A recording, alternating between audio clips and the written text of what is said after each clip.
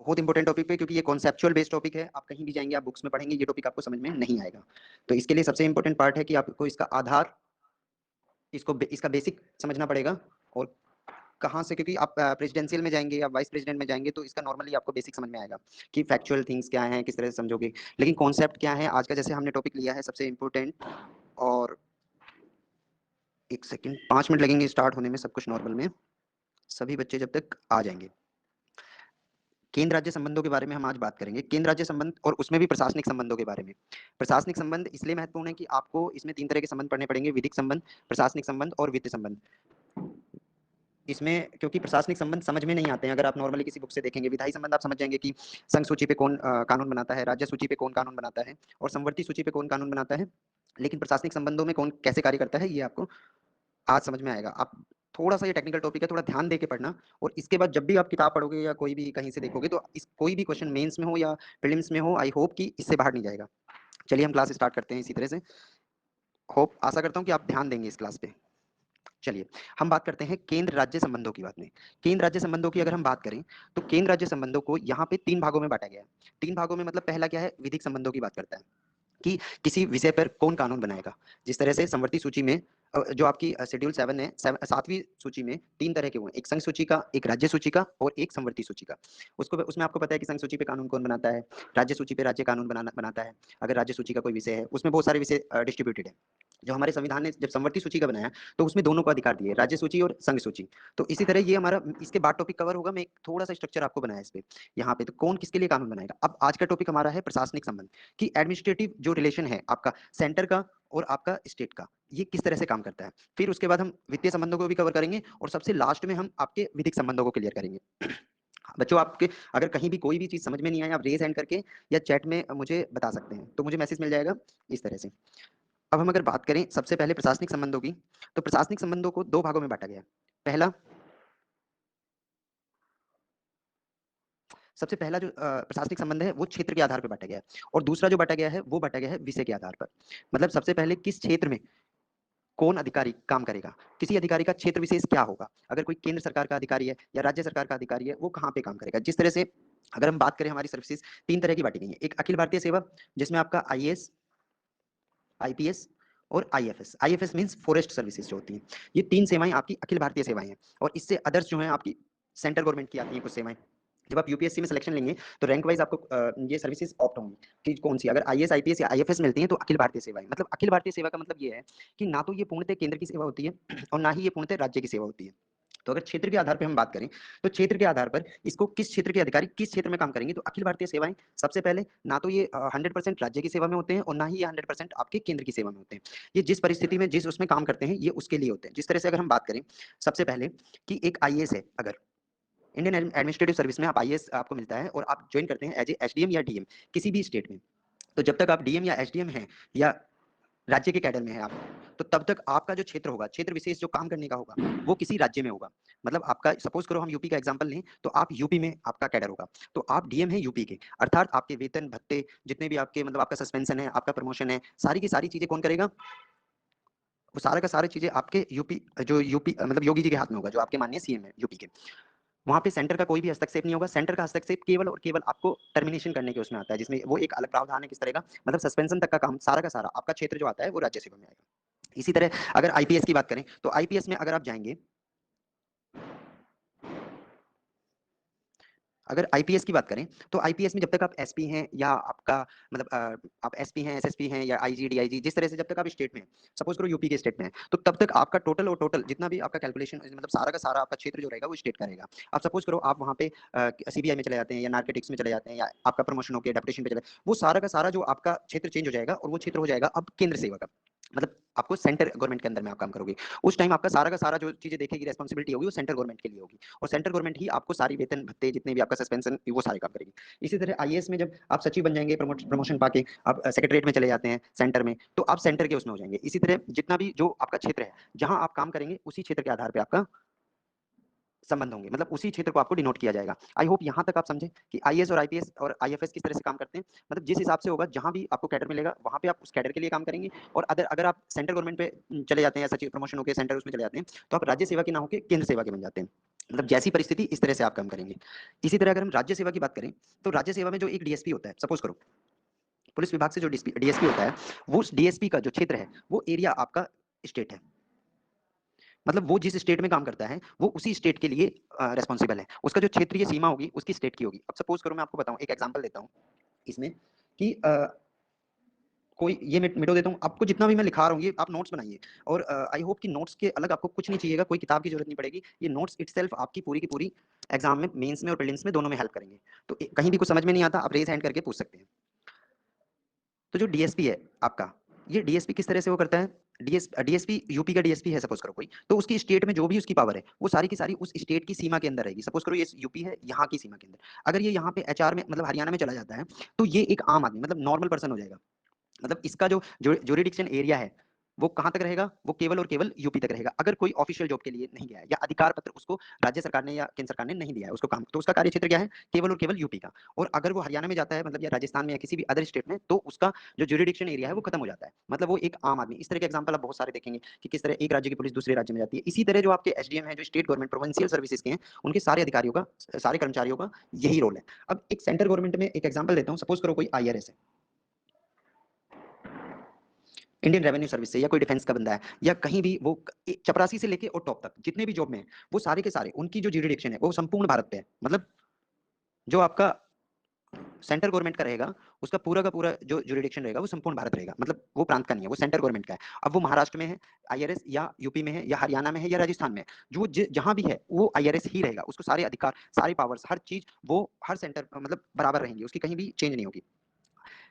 I hope यहां तक आपको जो मैंने पढ़ा है वो समझ में आ गया। प्लीज एक बार थम्स अप कर दीजिए, या यहां तक कुछ भी डाउट हो तो आप पूछ सकते हैं। जल्दी जल्दी बताइए, यहां तक जितना मैंने बताया आप नोट डाउन किया।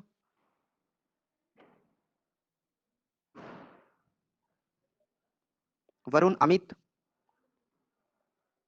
मुझे आप लोगों से ही पता चलेगा कि वॉइस क्लैरिटी आ रही है, सारी चीजें सही हैं। तो आप जल्दी से चैट बॉक्स में या थम्स अप करके आप मुझे बताइए।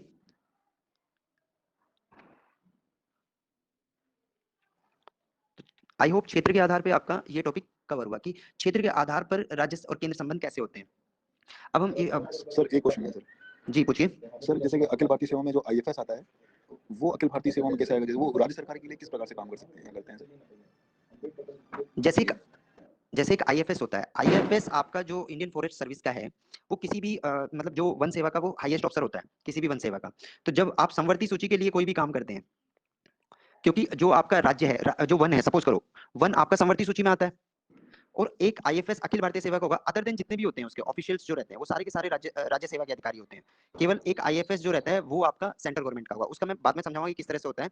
जिस तरह सपोज करो ये महाराष्ट्र में अपॉइंटेड है, महाराष्ट्र में, तो उस टाइम ये महाराष्ट्र के उसमें रहेगा, अखिल भारतीय पूरे के पूरे उस पर। लेकिन इनका कैडर मैनेजमेंट इस तरह से नहीं होता जिस तरह से आपका आईएएस और आईपीएस का होता है। इनका कैडर मैनेजमेंट का थोड़ा सा डिफरेंट फॉर्मूला है कि जिस तरह से इनको एक ही उसमें दिया जाता है, क्योंकि एक आईएफएस जो रहेगा वो नॉर्मली केवल और केवल वन विभाग के ही उसमें रहता है। उसको कहीं जैसे जो एक आईएएस होता है उसको सेक्रेटरीट में लेके एक विभाग से दूसरे विभाग में ट्रांसफर कर दिया जाता है, इनका नहीं होता है। तो इसका जो ज्यूरिडिक्शन होगा वो एक तो संपूर्ण भारत रहेगा नॉर्मली, जब तक ये किसी उसमें विशेष सेवा में नहीं दिए जाते। पूरा का पूरा ज्यूरिडिक्शन का जो एरिया रहेगा संपूर्ण भारत में रहेगा। लेकिन जब ये वेतन और भत्ते और उसमें मतलब जिस उसमें करेंगे, जिस स्टेट के उसमें रहेंगे, ये उस स्टेट में उस राज्य के उसमें रहेंगे। आई होप समझ में आया, क्योंकि इनका डिपार्टमेंट चेंज नहीं होता है जिस तरह एक आईएएस का डिपार्टमेंट चेंज हो जाता है। ओके सर, समझ गया मैं। चलिए आगे सर चलें आप। जी, हाँ बोलिए। पूछना था, जो हमारे देश के जो राजदूत बनाए जाते हैं, राजनयिक बनाए जाते हैं, सर वो कौन सी जी, सर्विसेज से होते हैं? वो आपके सेंट्रल गवर्नमेंट के एम्प्लॉइज होते हैं, मतलब वो, वो सेंट्रल गवर्नमेंट के उसमें आते हैं। वो अखिल भारतीय सेवाएं केवल 3 सेवाएं हैं, आईएएस, आईपीएस एंड आईएफएस, जो फॉरेस्ट सर्विस है, जो आर्टिकल 312 के आधार पर राज्यसभा वो करती है। Okay sir. चलिए आगे चलते हैं। अब हमारा एक एक टॉपिक क्लियर हुआ है हमारा क्षेत्र के आधार पर। अब नेक्स्ट चलते हैं हम। नेक्स्ट हमने बताया था विषय के आधार पर, मतलब अब ये तो क्षेत्र के आधार पर हो गया, कौन सा क्षेत्र किसका होगा। अब हम बात करेंगे विषय के आधार पर कि किस तरह से आपका मतलब सब्जेक्ट, जिस तरह से अगर हम बात करें कि संघ, एक काम और करो आप नोट डाउन करते रहना, क्योंकि अगर 200 शब्दों का कोई क्वेश्चन आता है तो आप अच्छी तरह से उसमें अटेम्प्ट कर पाएंगे। अगर हम विषय के आधार पे नोट करिए आप, संघ सूची के विषय का प्रशासन। अगर संघ सूची के विषय का मतलब तीन तीन सूचियां हैं यहाँ पे, तो संघ सूची के विषय का प्रशासन, यहाँ पे थोड़ा सा टेक्निकल ये ध्यान देना बहुत जरूरी है। संघ सूची पे क्या है, संघ सूची के विषय के लिए अगर काम करता है, संघ सूची के लिए विषय के लिए कौन काम करेगा, कि उसका प्रशासन जो आएगा वो किसके अंडर में है, वो आपका सेंट्रल गवर्नमेंट में है, मतलब केंद्र सरकार के अंदर में है। जो आपकी केंद्र सरकार है उसके अंदर है सारा का सारा प्रशासन, अगर केंद्र सूची के विषय का कोई क्वेश्चन है। केंद्र सरकार मतलब जैसे आपका कोई विषय, आपका डिफेंस का है, आपका सपोज करो आयकर का है, इनकम टैक्स, आपके इस तरह से अगर कोई रेलवे है, सपोज करो रेलवे का जैसे सारी सारी जिम्मेदारी किसकी है, रेलवे की टोटल जिम्मेदारी आपका सेंट्रल गवर्नमेंट का सब्जेक्ट है, और सेंट्रल गवर्नमेंट के सब्जेक्ट पे आपके जितने भी केंद्र सरकार के अधिकारी हैं वो सभी काम करेंगे। मतलब सेंट्रल गवर्नमेंट का कोई भी विषय है उसमें चपरासी से लेके और हाईएस्ट ऑफिशियल तक वो सारे के सारे कौन होंगे, केंद्र सरकार के, मतलब उनका एडमिनिस्ट्रेशन का सारा काम किसके अंदर आएगा, केंद्र सरकार के। अगर हम राज्य सूची की बात करें, अगर कोई राज्य सूची का विषय मतलब किसी विषय कोई राज्य सूची के विषय में जो जितने भी सब्जेक्ट हैं उन पे अगर एडमिनिस्ट्रेशन की बात आ रही है तो उन पे एडमिनिस्ट्रेशन कौन करेगा, उन पे सिंपल सा है आपके राज्य सूची के अधिकारी। जिस तरह से अगर हम एग्जांपल दें कि राज्य सूची के विषय में कौन आएगा, आपका जैसे आपका मनोरंजन टैक्स, जैसे पहले बिक्री कर और ये सारे होते थे, तो उस तरह के, और राज्य सूची में जैसे आबकारी विभाग हो गया, ये सारे के सारे आपके राज्य सूची के हैं। जेल हो गया आपका, जितने भी ये हैं, लॉ एंड ऑर्डर्स हो गया। तो अगर हम लॉ एंड ऑर्डर्स की बात करें तो ये सारे के सारे आपके किसके अंडर में आएंगे, ये सारे के सारे आपके राज्य सूची के, मतलब राज्य सेवा के जितने भी अधिकारी हैं वो एक कांस्टेबल से लेके और ऊपर आईजी डीआईजी और एसडीएम, मतलब आपका एक चपरासी से लेके और आपके जितने भी सचिव तक होते हैं सारे, वो सारे के सारे उसके उसमें आएंगे। मतलब राज्य सूची के विषय में अगर कोई भी एडमिनिस्ट्रेशन देखना है वो किसके अंडर में आएगा, जैसे आपका डीएम है, आपके एसपी हैं, आपके एक पियोन तक लेके वो सारे के सारे राज्य सूची के लिए जो एडमिनिस्ट्रेशन का काम है वो आपके ये लोग करते हैं। मतलब यहाँ पे आपका केंद्र सूची का मतलब केंद्र सरकार का कोई भी कर्मचारी या अधिकारी इसमें हस्तक्षेप नहीं करेगा। इसके प्रशासन की पूरी जिम्मेदारी राज्य सरकार की है। जिस तरह से हम कहते हैं ना, लॉ एंड ऑर्डर का जिम्मेदारी किस पे है, राज्य सरकार पे। अब इसका मैं एक एग्जांपल देता हूँ छोटा सा। जिस तरह से अगर कहीं पे लॉ एंड ऑर्डर मेंटेन नहीं हो रहा है तो केंद्र सरकार क्या करती है, डायरेक्शन देती है, निर्देश देती है कि आपके यहाँ पे आपके इस राज्य में लॉ एंड ऑर्डर मेंटेन नहीं हो रहा है। इसी तरह अगर हम कहीं देखें तो जितने भी लॉ एंड ऑर्डर के मेंटेन के लिए वो डीएम आपके जिम्मेदार होते हैं, एसपी जिम्मेदार होते हैं, सारे के सारे वो आईजी डीआईजी हर लेवल पे अलग अलग रहते हैं। तो सारा का सारा वहाँ पे कोई आईआरएस आके आपको ये नहीं कहता, या आईआरएस की जिम्मेदारी नहीं होती, या आपकी पोस्टल विभाग का, मतलब जो पोस्टल विभाग के हैं, जिस तरह से मतलब बहुत सारे विभाग ऐसे हैं जो सेंट्रल गवर्नमेंट में, डिफेंस के ऑफिसर्स आके जब तक मार्शल लॉ लागू नहीं होता वो बाहर आके लॉ एंड ऑर्डर को अपने हाथ में नहीं लेते हैं, या पैरामिलिट्री के कोई भी, वो सारी की सारी जिम्मेदारी किसकी है, डीएम और एसपी की। वही वहाँ पे maintain law and order maintain करने के लिए जिम्मेदार है। इसी तरह से अगर आयकर की बात आती है, कोई भी मतलब डिफेंस की बात आती है, तो वहाँ पे आपका एसपी और डीएम वहाँ पे कोई उनके वो जुरिडिक्शन में नहीं आता है। मतलब सब्जेक्ट क्या हुआ, सब्जेक्ट संघ सूची का तो केंद्र सरकार के कर्मचारी अधिकारी, और अगर सब्जेक्ट राज्य सूची का हुआ तो राज्य सरकार के कर्मचारी और अधिकारी। अब क्वेश्चन आता है सबसे इंपॉर्टेंट जो टेक्निकल पार्ट में है। जैसे विधिक अगर हम देखें, कोई लॉ बनाने का काम है तो लॉ बनाने की जिम्मेदारी अगर संघ सूची के विषय की बात है तो उस पर केवल पार्लियामेंट आपका लॉ बना सकती है, मतलब सेंटर संघ जो है आपका संघ सूची के विषय के लिए। और राज्य सूची के विषय की बात करें तो राज्य सूची पे किसका अधिकार है, आपकी विधानमंडल का, मतलब अपने प्रांत के लिए जुरिडिक्शन में। और अब संवर्ती सूची पे दोनों कानून बना सकते हैं। लेकिन मेरा क्वेश्चन ये है कि संवर्ती सूची पे अगर एडमिनिस्ट्रेशन की जिम्मेदारी है तो वो किसके अंडर में आएगी, बताएंगे आप। सर बताता हूँ सर, समवर्ती सूची पे राज्य सरकार और केंद्र सरकार दोनों ही कानून बना सकते हैं, बट अगर केंद्र सरकार कानून बनाते हैं तो राज्य सरकार का कानून स्वतः ही खत्म हो जाता है। जी ऐसा है समवर्ती सूची में। आप नोट डाउन करते रहिएगा। हाँ सर, मैं नोट डाउन कर रहा हूँ सर। देखिए यहाँ पे 90% लोग का गलत होता है, इसीलिए पॉलिटी का जो सब्जेक्ट है वो थोड़ा सा मतलब टेक्निकल है। आपको यहाँ पे शब्दों का ध्यान रखना है कि किस शब्द में निर्वचन कहाँ छुपा हुआ है। यहाँ आपने बोला विषय के आधार पर, मतलब आपने लॉ बनाने की बात कर रहे हैं, आप कानून बनाने की। यहाँ हम बात कर रहे हैं प्रशासनिक संबंधों की। समझ रहे हैं मैं क्या कहना चाह रहा हूँ। सर तो अगर प्रशासनिक संबंधों की बात है तो प्रशासनिक संबंधों में आपका संवर्ती सूची की अगर हम बात करें तो संवर्ती सूची में एडमिनिस्ट्रेशन का काम टोटल और टोटल राज्य सरकार की जिम्मेदारी है। यहाँ पर कोई भी केंद्र सरकार की जिम्मेदारी नहीं है। मतलब इसलिए क्या, ये कहीं पे मतलब संविधान में कहीं नहीं दिया गया है कि स्पेशली इस तरह से। लेकिन प्रशासन में एक्चुअली क्या होते हैं, एक्चुअली आप अपना माइक बंद कीजिए प्लीज। प्रशासन में क्या होता है, प्रशासन में अगर हम बात करें तो स्थानीयता होनी चाहिए, मतलब लोकेलिटी होनी चाहिए। लो आप बना सकते हैं क्योंकि लो इज वन टाइप ऑफ आपका theoretical part, but on the basis of अगर हम प्रैक्टिकल बात करें, व्यवहारिक स्तर पे बात करें, तो व्यवहारिक स्तर पे केवल और केवल आपका एडमिनिस्ट्रेशन राज्य सरकार के लिए ज्यादा व्यवहारिक साबित होता है। क्योंकि इसी तरह हम बात करते हैं कि अगर लोकल अफसर होता है तो उसको लैंग्वेज की प्रॉब्लम नहीं आती, उसको लैंग्वेज आती है। मतलब लोकल लेवल पे अगर एडमिनिस्ट्रेशन हो रहा है तो उसको ज्यादातर बेहतर माना गया है किसी भी उसमें। और जिस तरह से मैंने बताया कि संघ सूची के लिए कौन काम करेगा, राज्य सूची के लिए काम करेगा, तो संवर्ती सूची में अगर प्रीलिम्स में कोई भी क्वेश्चन आता है तो आप ध्यान देंगे। इसका एक छोटा सा एग्जाम्पल मैं आपको दे रहा हूँ, समझिएगा। फिर हम एग्जाम्पल ले रहे हैं वन। वन किस कौन सी सूची में आता है, संवर्ती सूची में। और वन में जो होता है एक आईएफएस होता है जो इनका हेड मतलब हेड ऑफिसर होते हैं। एंड देन आपके जितने भी आते हैं वो सारे के सारे स्टेट गवर्नमेंट से आते हैं, मतलब आपके जो राज्य सेवा से, जो प्रोविंशियल सर्विसेज है, मतलब स्टेट गवर्नमेंट से आएंगे। अब ये आपका सेंट्रल गवर्नमेंट का ऑप्शन नहीं होता, ये आपका मैंने ऑलरेडी बताया कि ये अखिल भारतीय सेवा है। ये सेंट्रल गवर्नमेंट के अंडर में नहीं, मतलब जिसको जहां आप इसको काम करने के लिए देंगे ये वहीं पे आपके काम करते हैं। तो यहाँ पे सेंट्रल गवर्नमेंट का कोई भी हस्तक्षेप नहीं होगा। अर्थात आपका जो स्टेट गवर्नमेंट का है एम्प्लॉय सारे के सारे। इसी तरह समवर्ती सूची पे एडमिनिस्ट्रेशन जो देखा गया है, या एडमिनिस्ट्रेशन के लिए केवल और केवल राज्य सेवा के अधिकारी जो होंगे, प्रोविंशियल सर्विसेज के होंगे, वही काम करेंगे। आई होप यहाँ तक आप समझे। फिर मैं आपको थोड़ा सा लिखवा देता हूँ जो आपको काम आएगा।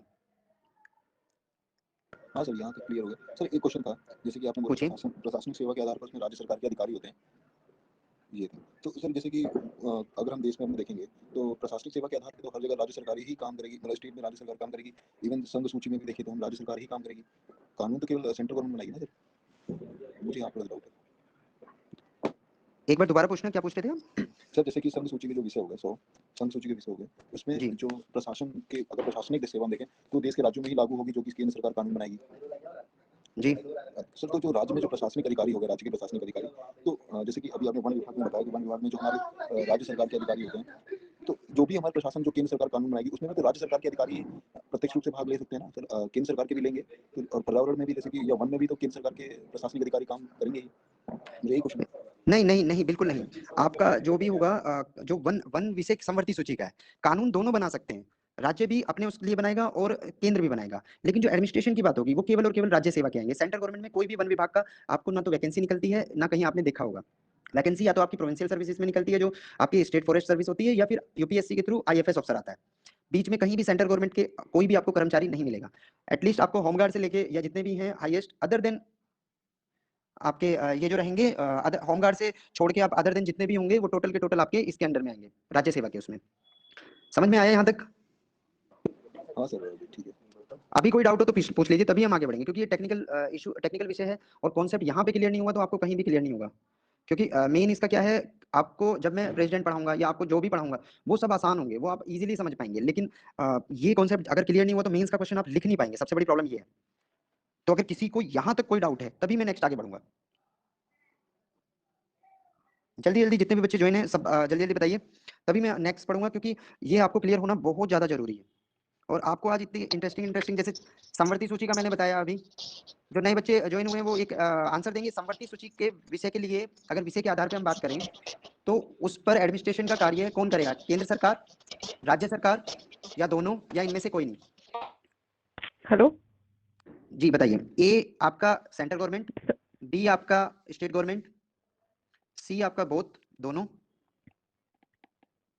सर एक बार मतलब मैं थोड़ा लेट ज्वाइन हुई हूँ तो मुझे समझना था थोड़ा सा।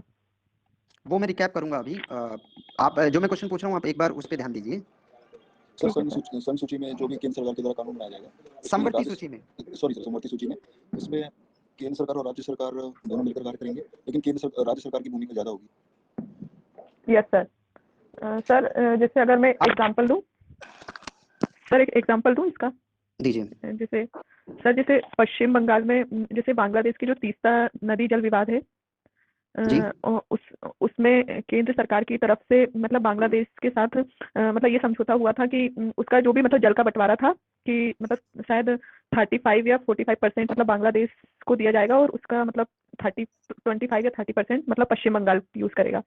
तो बाकी जो पश्चिम बंगाल की जो चीफ मिनिस्टर है ममता बनर्जी, उन्होंने इसे मानने से इनकार कर दिया था। मतलब केंद्र सरकार की तरफ से समझौता किया जा रहा था लेकिन उन्होंने नहीं माना, इस वजह से क्योंकि मतलब राज्य का ज्यादा मतलब उसमें वो रहता है, जैसे उस राज्य में बहती है उधर वो नदी तीस्ता नदी, इस कारण वो समझौता हुआ नहीं, वो विवाद अभी तक चल रहा है। आप सही बोल रही हैं शिवानी जी, लेकिन देखो पॉलिटी में मैंने बार बार बोला है, पॉलिटी में आपको पहले तो आप सभी अपना माइक बंद कर लीजिए प्लीज, थोड़ा सा इको आती है उसकी वजह से। सबसे इंपॉर्टेंट क्या है कि आपको पॉलिटी में आपको समझना है क्वेश्चन क्या है और विषय क्या है, उसका सही तरह से निर्वचन, मतलब उसका सही तरह से आप समझोगे तभी एग्जामिनर को समझा पाएंगे। जिस तरह से हम बात कर रहे हैं यहाँ पे एडमिनिस्ट्रेशन की, अगर हम बात करें तो यहाँ पे हम एडमिनिस्ट्रेशन की बात कर रहे हैं, मतलब जो हमारा एडमिन काम है, जो हमारा प्रशासन का काम है, ना कि हम लॉ बनाने की, कानून बनाने की बात नहीं कर रहे हैं। यहाँ पे हम बात कर रहे हैं एडमिन की। जिस तरह से कानून बनाने पे संघ सूची में संसद बनाएगी, राज्य सूची में राज्य विधानमंडल बनाता है, और समवर्ती सूची में दोनों बनाते हैं। लेकिन एडमिनिस्ट्रेशन की अगर हम बात करें तो एडमिनिस्ट्रेशन के लिए सबसे बड़ी जिम्मेदारी आपकी किसकी होगी? संघ सूची के लिए केंद्र सरकार के कर्मचारी अधिकारी काम करते हैं, राज्य सूची के लिए आपके राज्य सेवा के, और समवर्ती सूची के आपका सेंट्रल गवर्नमेंट गलत, आपका स्टेट गवर्नमेंट, ये आपका दोनों गलत, नन गलत, आंसर इज स्टेट गवर्नमेंट। क्योंकि यही मैं अभी समझा रहा था 1 मिनट पहले कि जो आपका एडमिनिस्ट्रेशन देखना है, एडमिनिस्ट्रेशन करना है, वहां पे एग्जीक्यूटिव काम करना है, वो स्थानिक तक मतलब लोकल लेवल को ज्यादा प्रेफरेंस दिया गया है। वहां पे सारा का सारा संवर्ती सूची के विषय में जो सारे ऑफिशियल होते हैं, केवल एक वन विभाग का मैंने एग्जांपल लिया था, वहां पे जो टॉप पे रहता है वो आईएफएस रहता है, और उसके बाद सारे के सारे प्रोविंशियल सर्विसेज से आते हैं, कोई भी सेंट्रल गवर्नमेंट का वहाँ पे अधिकारी नहीं, मतलब सेंट्रल गवर्नमेंट के ऑफिशियल्स वहाँ पे समवर्ती सूची के लिए एडमिनिस्ट्रेशन नहीं करते हैं। ये बहुत टेक्निकल क्वेश्चन है, इसमें 90% बच्चे गलत करके आते हैं। समझ में आया? आई होप यहाँ तक समझ सर में आया आपको। सर एक बार और बता दीजिए। देखिए, जिस तरह से कानून बनाने की बात है, मतलब हम दो तरह की संबंधों की बात करते हैं। एक विधिक संबंध है जहाँ पे कानून बनाया जाता है, और एक जहाँ पे कानून को लागू कराया जाता है, मतलब वहाँ पे कर्मचारी काम करते हैं। एक चपरासी से लेके एक हायर ऑफिशियल तक, जो हाई मतलब जो पूरी की पूरी सीरीज होगी। अगर संघ सूची की विषय की बात है, तो वहाँ पे कौन काम करेगा? वहाँ पे सारे के सारे केंद्र कर्मचारी, मतलब जैसे हम आयकर विभाग की बात कर रहे हैं, एक इनकम टैक्स ऑफिशियल की, वो आपका संघ सूची का विषय है। या डिफेंस है, वहाँ पे एक संघ सूची का विषय है। उस सारे में वहाँ पे आईआरएस काम करता है, नीचे चपरासी तक सारे के सारे सेंट्रल गवर्नमेंट के एम्प्लॉइज होंगे। अगर हम डिफेंस की बात करें तो जनरल से लेके छोटे से आपके जो भी इसमें रैंक वो प्रेफरेंस होती है, वहां तक सारे के सारे जो रहते हैं वो आपके केंद्र सरकार के कर्मचारी होते हैं। इसी तरह राज्य सेवा की अगर हम बात करें, राज्य सेवा में अगर आप कहीं भी आपका सपोज करो पहले आपका ये वैट वैट था या बिक्री कर जो भी आपका मतलब जैसे वाणिज्य कर की अगर हम बात करें कमर्शियल टैक्स की, तो वहां पे जितने भी ऑफिशियल थे वो सारे के सारे राज्य सेवा से आते थे। मतलब राज्य सेवा के लिए जो भी जैसे लॉ एंड ऑर्डर की मैंने बात की, लॉ एंड ऑर्डर मेंटेन करने का काम किसका है? डीएम, एसपी, जितने भी ऑफिशियल हैं ये सारे के सारे राज्य सेवा मतलब काम राज्य सेवा के लिए कर रहे हैं। भले ये क्योंकि आईएएस और आईपीएस और आईएफएस ये तीनों ना राज्य के होते हैं ना केंद्र के, इसलिए इनको अखिल भारतीय सेवा के लिए बोला जाता है। ये डिफरेंस आपको समझना बहुत जरूरी है कि अखिल भारतीय ना तो 100% आपकी राज्य सेवा की होती है और ना ही 100% आपकी केंद्र सरकार की होती है। केंद्र तो की होती है। ना केंद्र की ना राज्य की। जहां पे ये काम कर रहे हैं, इस वीडियो को आप पहले देखेंगे तो आपको पूरा का पूरा इसमें समझ में आ जाएगा। पूरा मैंने पूरा क्लियर करके समझाया है। एक एग्जांपल तो वन विभाग का, बोलिए। हाँ सर, आप समझा दीजिए फिर। जो वन विभाग का मैंने एग्जांपल लिया, वन विभाग में सबसे ऊपर का जो ऑफिशियल रहता है वो आईएफएस होता है, क्योंकि वो केंद्र सरकार का नहीं है। अदर देन सारे के सारे आपके स्टेट गवर्नमेंट में होंगे। आप ये समझ लीजिए, कहीं भी कोई प्रीलिम्स का या मेंस का या इंटरव्यू में कोई पूछता है तो ये बहुत माइन्यूट है, ये आपको किताब में कहीं भी नहीं मिलेगा। आप हमेशा समझते हैं कि हम कानून बनाते हैं संवृत्ति पे दोनों, तो यहाँ पे एडमिनिस्ट्रेशन भी दोनों के लिए, बिल्कुल नहीं। ये आपका लोकेलिटी के बेस पे, स्थानिकता के बेस पे आता है। आई होप यहाँ तक आप समझ गए। अब हम नेक्स्ट चलते हैं। थोड़ा सा लिखिए, आप नोट डाउन करिए। आपको नोट डाउन करेंगे तो आप क्वेश्चन लिख पाएंगे। आपके पास सभी के पास नोटबुक है अपना? नहीं लेके आते हैं? यस सर है। चलिए नोट डाउन करिए। और क्योंकि ये नोट्स ही आपके मतलब रामायण गीता कुरान सब कुछ ये नोट्स ही होंगे, आपको यही काम देंगे आपके एग्जाम में। अब कुछ मैं लिखवाने जा रहा हूँ, फिर सर उसको समझाऊंगा भी। हाँ बोलिए, उससे पहले अगर सर कुछ है। सर जैसे अभी हमारा टॉपिक आज संघ सूची, राज्य सूची और संवर्ती सूची है ना?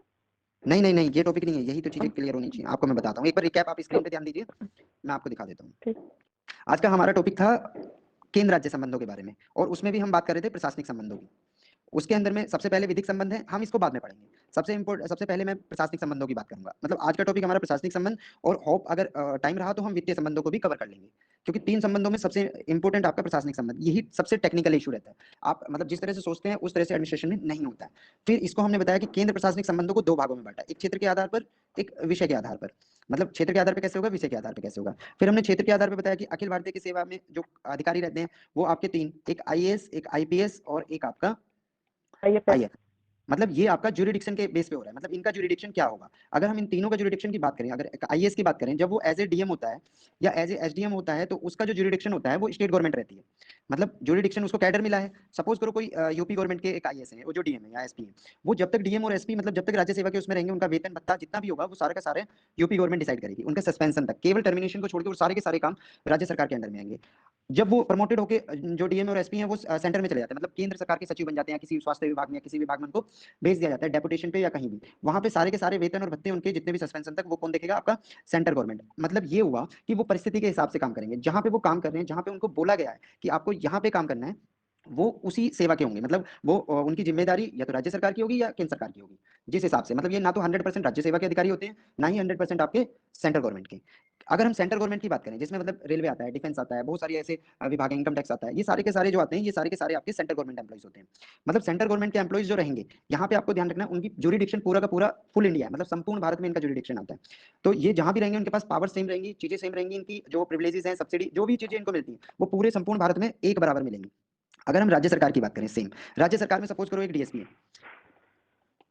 तो जो डीएसपी है वो उनका ज्यूरिडिक्शन केवल और केवल वो गवर्नमेंट। सपोज करो यूपी की बात करते हैं तो यूपी के ज्यूरिडिक्शन में आएंगे। अगर वो यूपी से बाहर जाते हैं, मतलब उनका ज्यूरिडिक्शन अगर चेंज होता है, यूपी से हरियाणा में चले गए या राजस्थान में, नॉर्मल अपने पर्सनल जॉब के लिए अगर कहीं भी वो रोम कर रहे हैं कुछ भी, तो वो एज ए नॉर्मल पर्सन है, मतलब उनको कोई भी अधिकार यहाँ वाला नहीं मिलेगा, वो एक आम आदमी की तरह रहेंगे। जबकि सेंट्रल गवर्नमेंट का अगर कहीं भी जाता है वो मतलब उसका सेम ज्यूरिडिक्शन रहता है, बराबर रहता है। तो यहाँ पे वो क्या है, नॉर्मल। अब सपोज करो उसको इस तरह से नहीं मारेंगे, उसको पकड़ के जेल में भी अंदर कर देंगे, जिस तरह से आपने सुशांत सिंह राजपूत के केस में देखा, या अभी हाल ही की घटना हुई कि यहाँ के सिविल वर्दी वाले यूपी पुलिस के उत्तराखंड में गए और वहां पे उन्होंने मतलब उनके साथ हाथापाई भी हुई, बहुत सारी चीजें हुई। तो ये ज्यूरिडिक्शन की बात आती है। अब यहाँ पे एक चीज ध्यान देना कि ज्यूरिडिक्शन सेंट्रल गवर्नमेंट का, जो मैंने ये ध्यान रखना कि एडमिनिस्ट्रेशन की बात कर रहे हैं, ना कि हम कानून बनाने पे। अब एडमिनिस्ट्रेशन का फिर हमारा आया कि सब्जेक्ट बेसिस पे हमने पढ़ा। सब्जेक्ट बेसिस पे कैसे? संघ सूची का अगर कोई विषय है, अगर उस पे हमें कोई जॉब अलॉट करनी है, मतलब कोई भी केंद्र सूची का अगर, मतलब संघ सूची का कोई विषय है, जिस तरह से हम इनकम टैक्स की बात करें, अगर मान लो इनकम टैक्स की, अगर आयकर की बात कर रहे हैं हम, तो इनकम टैक्स के कोई ऑफिशियल होंगे या कुछ भी होंगे, वो सारे के सारे कौन से होंगे? Central government. मतलब जो आईआरएस भी होता है वो सेंट्रल गवर्नमेंट का एम्प्लॉइज होता है, जितने भी चपरासी तक। आप प्लीज माइक अपना बंद करिए। तो जितने भी आपके ऑफिशियल रहेंगे वो सारे के सारे सेंट्रल गवर्नमेंट के। यहाँ पे इनका ज्यूरिडिक्शन जो रहेगा विषय के आधार पर, मतलब जो संघ सूची में दिए विषय हैं उनके आधार पे जो भी काम करेंगे वो आपके सेंट्रल गवर्नमेंट। राज्य सूची के लिए आपके राज्य सूची के सेम, अगर आप कोई भी लॉ एंड ऑर्डर और जिस तरह से मैंने बात की, वो सारे के सारे, अगर आप लॉ एंड ऑर्डर की बात करते हैं, वो सारे के सारे किसके अंडर में आएंगे? राज्य सूची के। नेक्स्ट संवर्ती सूची, ये टेक्निकल इशू है। संवर्ती सूची में मैंने बताया आपको कि यहाँ पे राज्य सेवा के अधिकारी जो होंगे प्रोविंशियल सर्विसेज के, उनके अंडर में आएगा ये सारा का सारा संवर्ती सूची का कोई भी विषय। मतलब यहाँ पे सेंट्रल गवर्नमेंट का कुछ नहीं होगा। हाँ, एक वन वन जैसे संवर्ती सूची का, तो वहां पे आपका कौन आएगा? वहां पे आपका सेंटर अखिल भारतीय सेवा का एक आईएफएस। अगर आप जिस तरह से एजुकेशन की बात कर रहे हैं, एजुकेशन विभाग में अगर आप देखेंगे सारे के सारे टॉप टू बॉटम जितने भी होंगे वो आपके स्टेट गवर्नमेंट के, ना कि सेंट्रल गवर्नमेंट का कोई भी ऑफिशियल वहां पे नहीं आएगा। हेल्थ का अगर इशू देखेंगे आप, तो हेल्थ का तो आपका स्टेट गवर्नमेंट का ही है, तो उसमें तो कोई वही नहीं है। तो इस तरह से आपको चीजें अभी तक समझ में आनी चाहिए जिस तरह से मैं समझा रहा हूं। यहाँ पे आपको कोई भी डाउट होना नहीं चाहिए, तभी मैं उसके बाद नेक्स्ट हम आगे बढ़ते हैं। चलें आगे, लिखिए अब आप नोट डाउन यस सर। करिए जो मैं लिखा रहा हूँ। नेक्स्ट, केंद्र राज्य प्रशासनिक संबंधों के अंतर्गत, केंद्र राज्य प्रशासनिक संबंधों के अंतर्गत केंद्र द्वारा राज्यों को प्रशासनिक निर्देश जारी किए जाते हैं। संबंधों के अंतर्गत, हाँ, नोट डाउन कीजिए जल्दी से। केंद्र राज्य प्रशासनिक संबंधों के अंतर्गत केंद्र द्वारा राज्यों को प्रशासनिक निर्देश जारी किए जाते हैं। मतलब यहाँ पे केंद्र सरकार राज्य को कुछ निर्देश देती है अगर दोनों के संबंधों के बारे में। जैसे इसका एग्जांपल है रेलवे सुरक्षा, सैनिक और राष्ट्रीय महत्व के पुलों की या कोई संरचनाओं की सुरक्षा हेतु। मतलब रेलवे सुरक्षा, रेलवे विषय है आपका सेंट्रल गवर्नमेंट का, लेकिन रेल की पटरियां गुजर रही हैं आपकी स्टेट गवर्नमेंट से, तो वहां पे क्या होगा? वहां पे आपकी अगर उसकी सुरक्षा की जिम्मेदारी है या किसी की, सेंट्रल गवर्नमेंट स्टेट गवर्नमेंट को बोल सकती है कि आप इसकी, या कहीं जैसे बिहार में अभी एक ट्रेन लुट रही है या कोई ऐसी पटरियां उखाड़ के ले जा रहे हैं लोग, कुछ ऐसी घटनाएं घटित हो रही है, तो केंद्र सरकार वहां पे निर्देश जारी करेगी कि इसकी सुरक्षा आप करिए। फिर उसके बाद क्या होता है? उसके बाद अलग लिखिए, या कोई सैनिक, मतलब सर इंडिया और चाइना के बीच। रेलवे बोलिए। सैनिक, हाँ सर रेलवे वही का बोल रही पहला विषय। दूसरा सैनिक, सैनिक महत्व के कोई पुल है, मतलब कोई जगह है जहां पे आपका सपोज करो इंडिया और चाइना के बीच में कोई ऐसी जगह है जहां पे आपकी डिफेंस का इंस्टॉलेशन है, तो अगर वहां पे कुछ घटनाएं हो रही हैं तो वहां पे स्टेट गवर्नमेंट को सेंट्रल गवर्नमेंट निर्देश दे सकती है कि इनको सुरक्षा दीजिए या इनकी ये इनको फैसिलिटीज उपलब्ध कराइए। वो स्टेट गवर्नमेंट को कहीं भी डायरेक्शन दे सकती है। विषय तो वो संघ सूची का है, लेकिन वहां पे निर्देश दिए जा सकते हैं। कोई पुल है वो तो बार बार तोड़ दिया जा रहा है, या वहां पे पुल की सुरक्षा की जिम्मेदारी तो वहां की एडमिनिस्ट्रेशन को, मतलब वहां के, कभी कभी आपने सुना होगा कि सेंट्रल गवर्नमेंट से आईएएस ऑफिसर को कोई निर्देश मिला है, या सेंट्रल गवर्नमेंट से वहां पे आईपीएस को, मतलब जो एसपी हैं उनको कुछ निर्देश आ जाते हैं डायरेक्ट सेंट्रल गवर्नमेंट से कि डीएम साहब, जैसे आपने नदी विवाद का मुद्दा दिखाया बताया, तो कुछ ऐसे विषय हैं जो सेंट्रल गवर्नमेंट के हैं, लेकिन वहां पे आपको डायरेक्ट डीएम को सेंट्रल गवर्नमेंट के ऑफिशियल्स डायरेक्ट कॉन्टेक्ट कर सकते हैं, मतलब डायरेक्शन जारी कर सकते हैं। डायरेक्शन कहां से आती है? केंद्र सरकार से। केंद्र सरकार के ऑन बिहाफ पे कौन देते हैं? जो आपके सचिव हैं, मतलब जिस विभाग के होंगे। अब नेक्स्ट पॉइंट लिखिए, इसमें एक एग्जांपल और डालिए, हिंदी भाषा की उन्नति के लिए भी अगर कोई उसकी वृद्धि के लिए कोई बात है तो भी निर्देश जारी किए जा सकते हैं। नेक्स्ट पॉइंट लिखिए, यदि कोई राज्य सरकार, यदि कोई राज्य सरकार इन निर्देशों को मानने से इनकार, यदि कोई राज्य सरकार इन निर्देशों को मानने से इनकार या पालन करने में विफल होती है, यहाँ दो वर्ड है, या तो इनकार कर दे डायरेक्ट, या वो पालन नहीं कर पा रही, मतलब उसका लॉ एंड ऑर्डर मेंटेन नहीं कर पा रहा है, किसी चीज को विफल हो जा रही है, तो इसे अनुच्छेद 365, अनुच्छेद 365 356 को मैं बताऊंगा इन दोनों में डिफरेंस क्या है। आर्टिकल 365 के अकॉर्डिंग, मतलब के अनुसार, उस प्रांत में संवैधानिक तंत्र की विफलता माना जाएगा, संवैधानिक तंत्र की विफलता माना जाएगा। यदि सर एक सेकंड, यदि कोई राज्य सरकार इन निर्देशों को मानने से इनकार कर रही है या विफल हो रही है तो इसके आगे क्या है सर? तो इसे अनुच्छेद 365, मतलब आर्टिकल 365, तो इसे अनुच्छेद 365, 365 यस सर, के अनुसार उस प्रांत में संवैधानिक तंत्र की विफलता माना जाएगा, और इसका व्यवहारिक परिणाम यह होगा, इसका व्यवहारिक परिणाम यह होगा कि राष्ट्रपति अनुच्छेद 356 की शक्ति का प्रयोग करके, अनुच्छेद 356 की शक्ति का प्रयोग करके राष्ट्रपति शासन संबंधित क्षेत्र में जारी कर सकता, मतलब लगा सकता है। राष्ट्रपति अनुच्छेद 356 की शक्ति का प्रयोग करके राष्ट्रपति शासन लगा सकता है।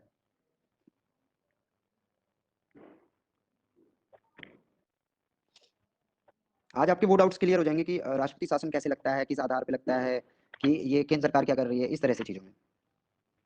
ठीक है सर। लिख लिया यहाँ तक? Yes sir. चलिए, अब एक चीज देखिए, एक एग्जांपल लीजिए। अगर सपोज करो हम जैसे बंगाल में या बिहार में जो बीजेपी की गवर्नमेंट अभी नहीं है, तो अगर यहाँ पे कोई भी मतलब मोदी गवर्नमेंट जो है, मतलब सेंट्रल गवर्नमेंट कोई निर्देश देती है कि आपको ये चीजें देखो, या लो एंड ऑर्डर को मेंटेन करो, या वहाँ पे रेलवे की सुरक्षा की जिम्मेदारी के लिए कहती है, या कोई ऐसी चीज कहती है जो संसूची, मतलब जो संसूची का विषय है, और वो गवर्नमेंट उस लो एंड ऑर्डर को मेंटेन करने में विफल हो जाती है। इन्होंने एक बार बोला, 2 बार बोला, 3 बार बोला, नहीं मान रहे। 2 तरीके हैं, या तो इन्होंने इनकार कर दिया कि हम नहीं करेंगे, जिस तरह से बंगाल में ममता बनर्जी करती है, या उन्होंने बार बार दिखाया कि विफल है, कि नहीं हो पा रहा हमसे, मतलब वो जो प्रशासन है वहाँ पे संवैधानिक उससे नहीं चल पा रहा है, लूट खसोट, गुंडागर्दी, उत्पात, उपद्रव, हर तरह की घटनाएं घटित हो रही हैं। तो वहाँ पे प्रेसिडेंट अनुच्छेद 356 के तहत राष्ट्रपति शासन लगा देगा, लेकिन उसका आधार क्या होगा? उसका आधार अनुच्छेद 365 होगा। मतलब यहाँ हमें क्या मिला? हमें एक आधार मिला, 365। 365 एक आधार है किसके लिए? जो आर्टिकल 356 के तहत राष्ट्रपति शासन लगाने का। मतलब केंद्र सरकार क्या कहेगी? राष्ट्रपति को सलाह देगी कि यहाँ पे प्रेसिडेंट मतलब राष्ट्रपति शासन आप लगा दीजिए, क्योंकि यहाँ पे अनुच्छेद 356 से जो हमने निर्देश जारी कर रहे थे वो उसकी अवहेलना कर रहे हैं। आई होप यहाँ तक समझ में आया आपका? Yes sir. अब यहाँ पे बात एक नया पॉइंट निकल के आता है कि राष्ट्रपति शासन का केवल एक ही आधार है या और भी आधार है? तो पहला आधार तो आपका 365 के तहत अगर कोई मानने में इनकार कर रहा है कुछ भी, इसको क्या बोलते हैं? मैंने आपको लिखा है संवैधानिक विफलता। तो सर वित्तीय आपातकाल भी लगाया जाता है, मतलब राष्ट्रपति के द्वारा ही लगाया जाता है ना वो भी? सारी चीजें राष्ट्रपति के द्वारा ही लगाई जाती हैं, हाँ। लेकिन वित्तीय आपात वो अलग विषय है, उसको मैं अलग क्लियर करूंगा। अभी यहाँ पे हम बात कर रहे हैं केंद्र राज्य संबंधों के बीच में राष्ट्रपति शासन की। तो पहला कौन सा होगा? संवैधानिक विफलता। संवैधानिक विफलता 2 आधारों पे हुई। पहली, उन्होंने मतलब वो विफल रहे जो निर्देश दे रहे हैं उसको, लो एंड ऑर्डर को या किसी भी चीज को मानने से, मतलब वो कर नहीं पा रहे, वो कॉम्पिटेंट नहीं है, मतलब सक्षम नहीं हो पा रहे उस चीज को। दूसरा क्या है कि वो इनकार कर दे रहे हैं डायरेक्ट। तो इन दोनों बेसिस पे कहीं ना कहीं देखो, थ्योरी में कुछ लिखा रहता है, लेकिन व्यवहारिक स्तर पे चीजें कुछ और तरह की होती हैं। तो उस तरह से आपको समझना है कि कितना इंपॉर्टेंस ये पार्ट प्ले करता है। अब दूसरा आधार क्या होगा? दूसरा आधार आपने देखा है कि राज्यपाल की रिपोर्ट के आधार पर। दूसरा है राज्यपाल की रिपोर्ट। अगर राज्यपाल एक रिपोर्ट जारी करता है कि यहाँ पे प्रशासन जो है वो संविधान के अंतर्गत नहीं चल रहा है, मतलब जिस तरह से संविधान बोलता है शासन चलाने के लिए, यहाँ पे ऐसा नहीं चल रहा है, यहाँ पे लूट खसोट हो रही है, यहाँ पे गवर्नमेंट अपनी मनमानी कर रही है। जिस तरह से देखा गया है गवर्नर के और चीफ मिनिस्टर के बीच में बहुत बार ऐसे विवाद आए, जिनके बाद देखा गया कि गवर्नर ने रिपोर्ट दी कि यहाँ पे राष्ट्रपति शासन लगा देना चाहिए। लेकिन इतना आसान नहीं होता कि कहना और उसमें। तो सेकंड कौन सा पॉइंट हो गया आपका? सेकंड आधार होता है आपका राज्यपाल रिपोर्ट दे। मतलब दूसरा आधार क्या हो गया आपका? जो आपका गवर्नर है, गवर्नर की रिपोर्ट पे। पहला आधार क्या था? संवैधानिक विफलता 365 के आधार पे। और दूसरा क्या है? मतलब 356 के आधार पे राष्ट्रपति शासन लगेगा, जिस तरह से 352 पे आपका आपातकाल लगता है, 356 के अंतर्गत आपका राष्ट्रपति शासन लगता है, लेकिन उसका आधार क्या होगा? 365। हो सकता है कि 356 के तहत राष्ट्रपति शासन लगाएं, लेकिन यहाँ पे आधार क्या हो सकता है इसका?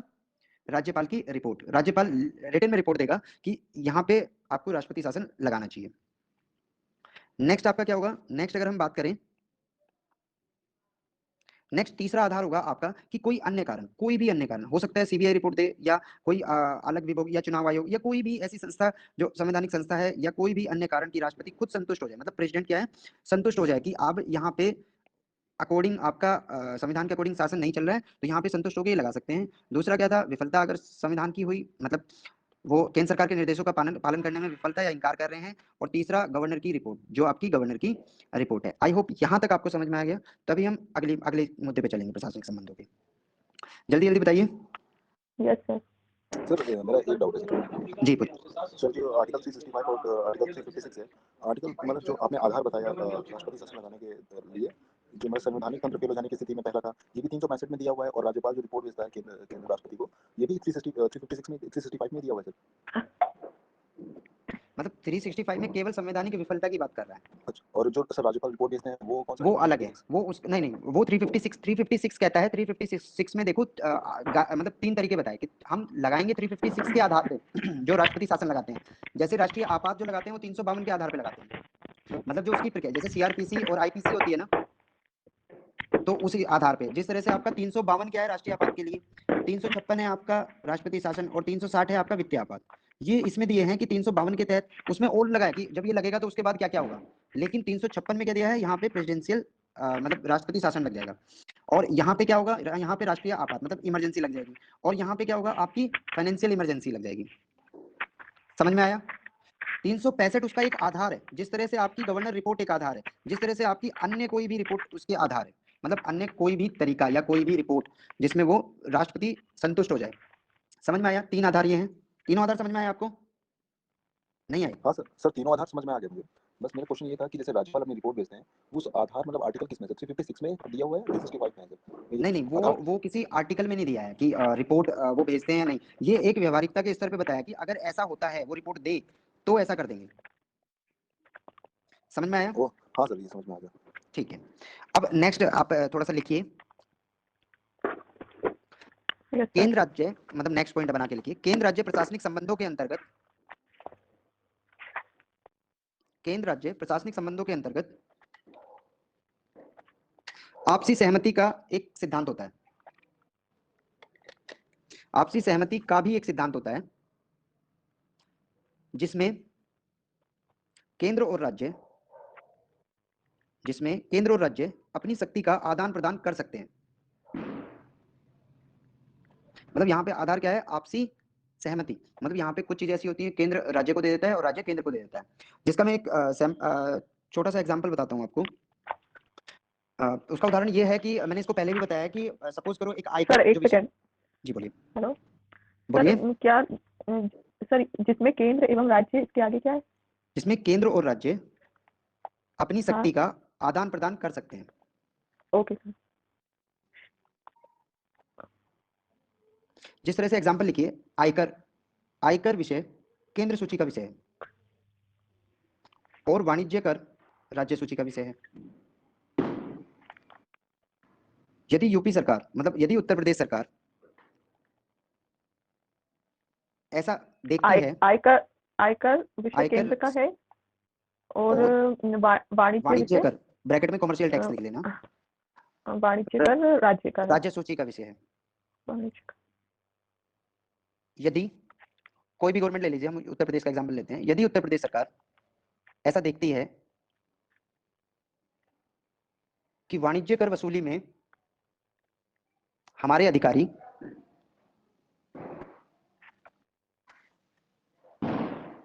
वाणिज्य कर वसूली में हमारे अधिकारी अपने दिए गए लक्ष्य से बहुत पीछे हैं, अर्थात जितना उनको जो टाइम के अंदर में टाइम फ्रेम के अंदर में अपना वसूल करना था वो वसूल नहीं कर पाए। इसके विपरीत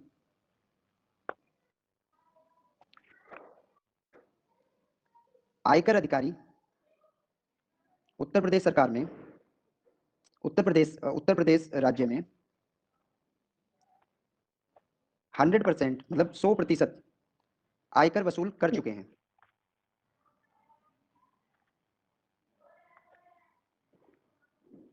यहां तक हो गया? Yes sir. तो उत्तर प्रदेश सरकार केंद्र सरकार से सहायता मांग सकती है, केंद्र सरकार से सहायता मांग सकती है कि हमारा वाणिज्य कर आप जो आयकर हमारा वाणिज्य कर वसूलने के लिए आयकर अधिकारियों का अपॉइंटेड आयकर अधिकारियों को जिम्मेदारी सौंपे। देखिए थोड़ा सा वर्डिंग इधर उधर हो सकता है, थोड़ा सा ध्यान देना, क्योंकि मतलब हो सकता है पहला सेंटेंस मैंने कुछ बोला और दूसरा सेंटेंस कुछ बोला हो, क्योंकि कोई देख के पीडीएफ से तो नहीं बोलता मैं, तो उसको थोड़ा सा मैनेज कीजिएगा, हो सकता है कि दोनों सेंटेंस में चेंज आए। तो कहाँ तक सर लिख लिया इसके आपने? आगे क्या है? हमारा वाणिज्य कर वसूलने के लिए आयकर अधिकारियों को आयकर अधिकारियों को जिम्मेदारी सौंपे। ठीक है यहाँ सर। यहाँ पूर्णतः विवेक केंद्र सरकार का होगा कि वो यह कार्य उनको दें या ना दें।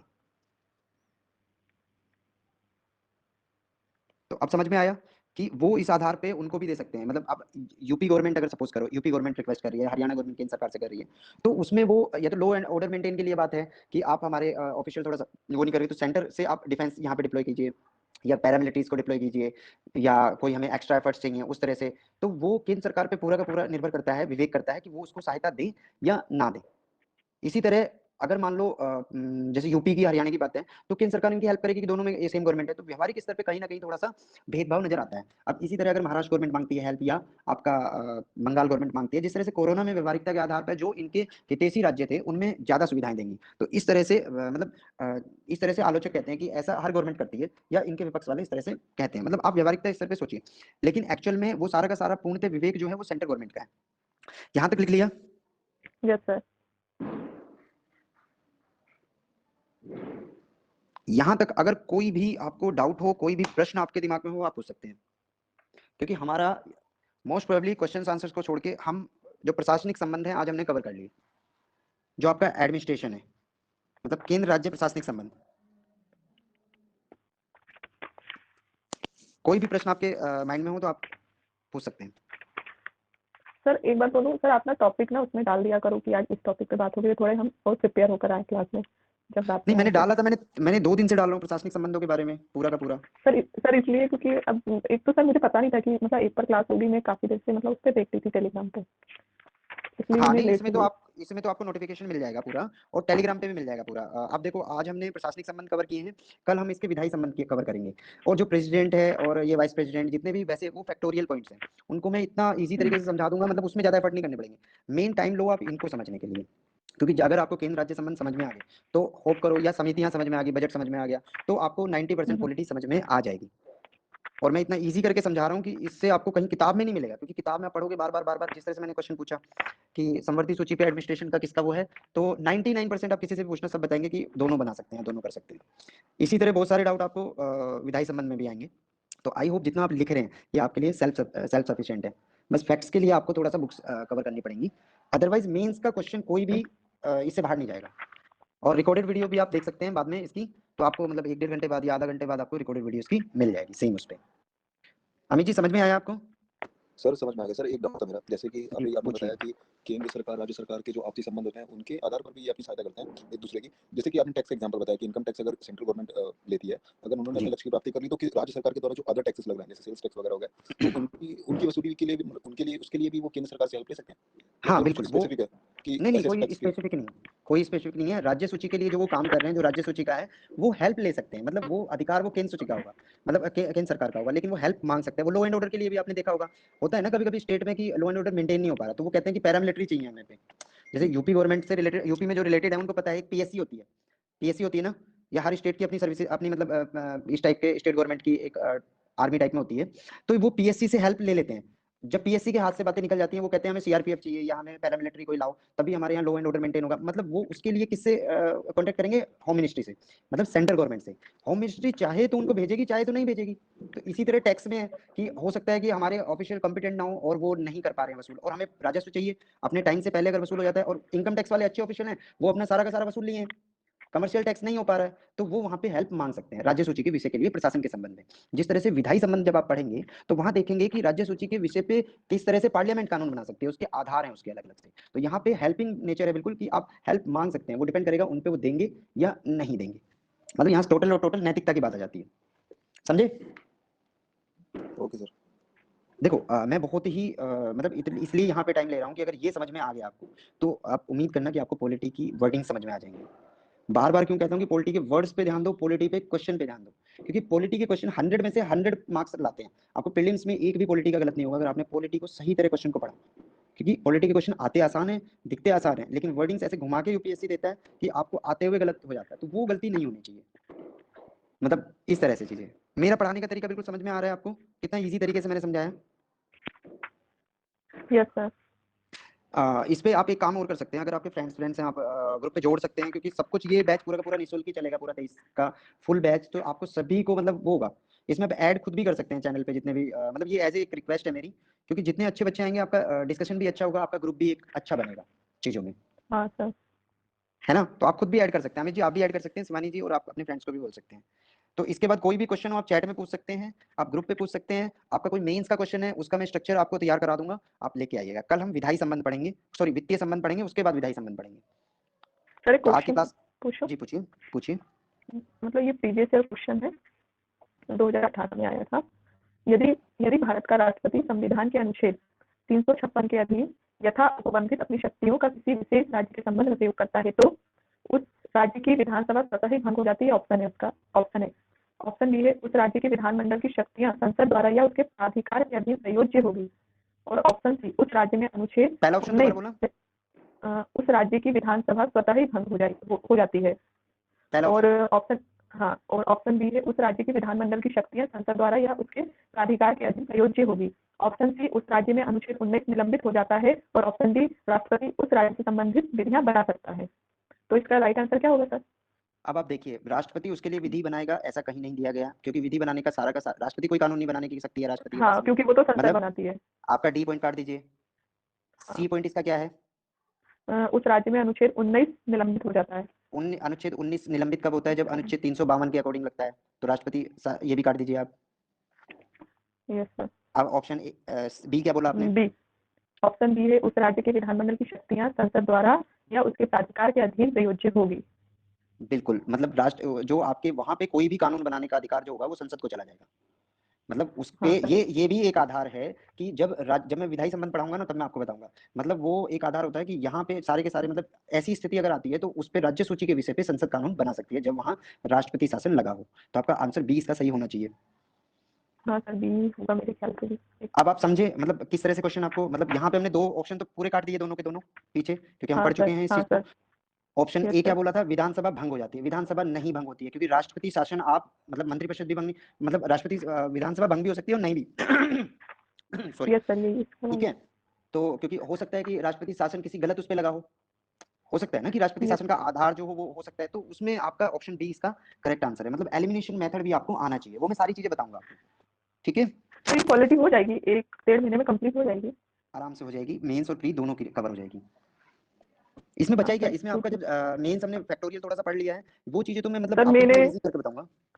सर मैं तो अभी मतलब थोड़ा टाइम ही हुआ है जुड़े हुए, तो मैंने आपसे नीति निर्देश